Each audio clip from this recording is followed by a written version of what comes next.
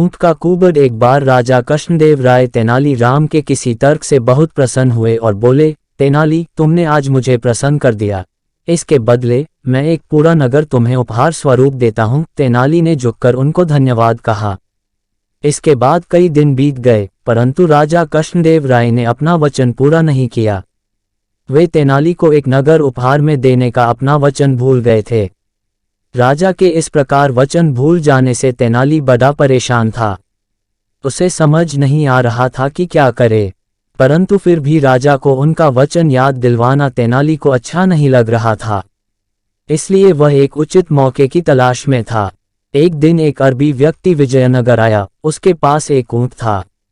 लोगों की भारी भीड़ ऊंट को देखने के लिए इकट्ठी हो गई, क्योंकि उनके लिए वह एक अजूबा था। उन्होंने ऊंट के बारे में सुना था, पर कभी ऊंट देखा नहीं था। राजा एवं तेनाली भी ऊंट नामक इस अजीबो-गरीब जानवर को देखने आए।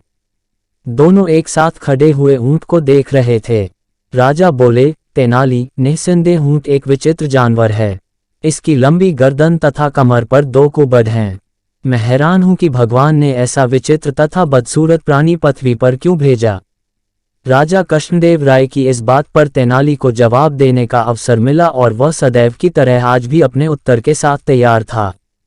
वह बोला, महाराज, शायद क्या बल्कि अवश्य ही यह ऊंट अपने पूर्वजन्म में कोई राजा रहा होगा और शायद इसने भी कभी किसी को उपहार स्वरूप नगर देने का वचन दिया होगा और फिर बाद में भूल गया होगा।